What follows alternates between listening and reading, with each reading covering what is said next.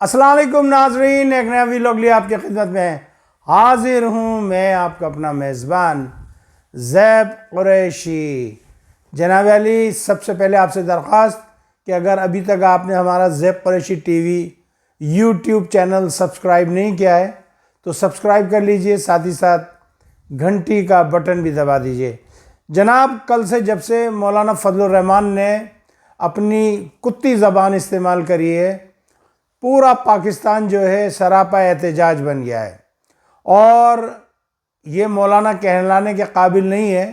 یہ ڈیزل جو ہے، مولانا ڈیزل، اس کو جو ہے اپنی زبان قابو میں رکھنی تھی، اور یہ ایک سیاسی لیڈر ہے۔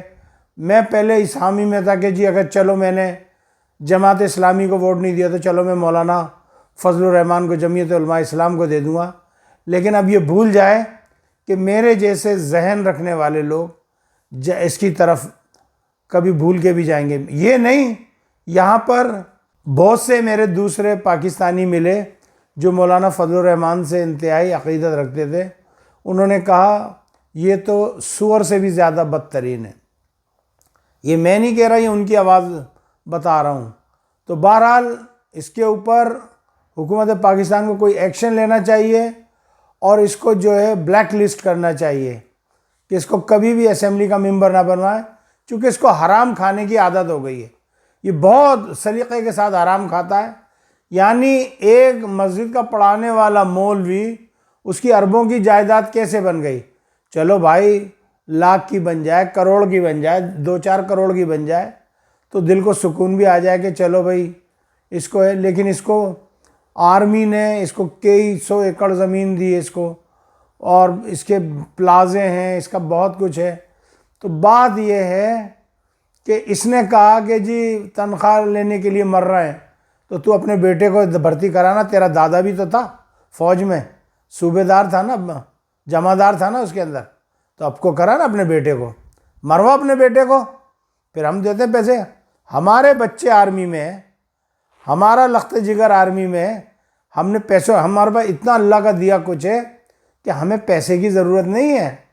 ہمارے بچے پاگل نہیں ہیں، ان کے باپ دادا کا بزنس اتنا ہے کہ وہ ایک ایک دن کا کئی لاکھ روپیہ کما سکتے ہیں۔ وہ تنخواہ کے لیے آرمی میں نہیں ہے، تنخواہ کے لیے ایئر فورس میں نہیں ہے۔ وہ ایک جذبہ ہے حب الوطنی کا۔ اور تم ہو غدار۔ مولانا مفتی محمود غدار تھا، تم اسی نسل سے ہو، مدنی حسین مدنی والی نسل سے۔ تم نے آج تک پاکستان کو ایکسیپٹ نہیں کیا۔ اب میں حکومت پاکستان سے درخواست کروں گا کہ جتنا بھی یہ گند ہے نا، اس کو صاف کرتے جائیں۔ سمجھ آئی؟ اسٹیپ بائی اسٹیپ سب کو صاف کرتے جائیں، بلکہ قانون پاس کیا جائے۔ جو پاکستان کے خلاف بات کرے، جو پاکستان کی آرمی سے نفرت کرے، جو پاکستان کے جھنڈے کی توہین کرے، جو قائد اعظم کی شان میں گستاخی کرے، ان لوگوں کو سزائے موت بیٹ چوراہے پہ کرینوں میں لٹکا دیا جائے۔ اسی طریقے سے جو پولیس والا یا کوئی بھی XYZ، آرمی والا کوئی بھی جو سہولت کاری فراہم کرے، جو غداروں کی، جو ملک دشمن عناصر کی، جو دہشت گردی کی مدد کرے، ان کو قتل اسی ٹائم۔ That's it. ہمیں نہیں چاہیے، ہمیں انتشاری ٹولہ اپنے ملک میں نہیں چاہیے۔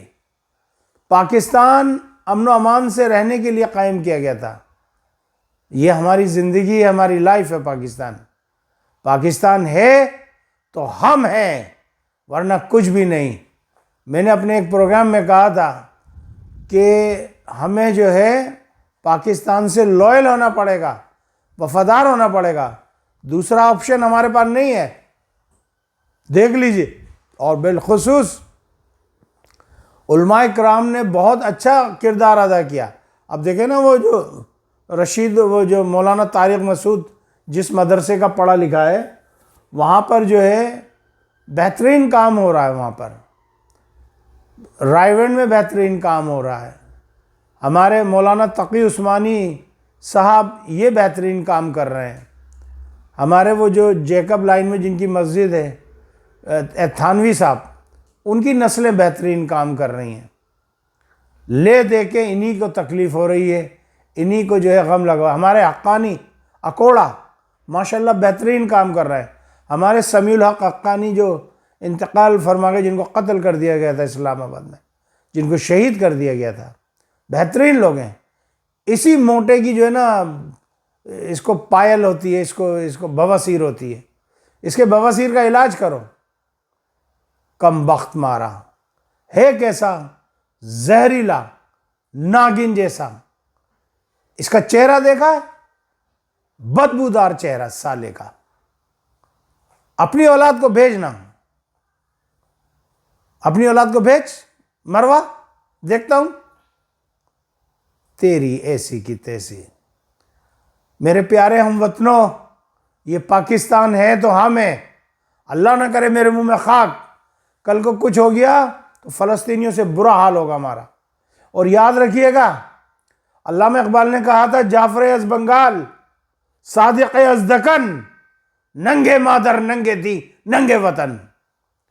میر جعفر نے غداری کی، بنگال میں کیا ہوا؟ تھوڑے دن انگریزوں نے اس کو دانہ ڈالا اور اس کے بعد کک آؤٹ کیا اس کو۔ یہی حال میر صادق کا ہوا۔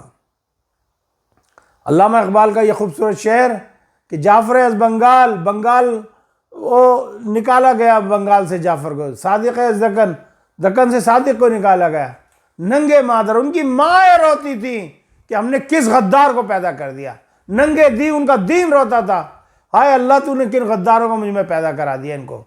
ننگے وطن، ان کا وطن ہندوستان تھا اس ٹائم پورا، وہ روتا تھا کہ کن غداروں کو جو ہے تو نے میری دھرتی پہ جنم ہو گیا۔ تو بھائیوں، پاکستان کے ساتھ محبت کے ساتھ آپ منسلک رہیں، انشاءاللہ تعالی وہ دن دور نہیں جب پاکستان کی ہاں میں ہاں اور نہ میں نہ ہوگی۔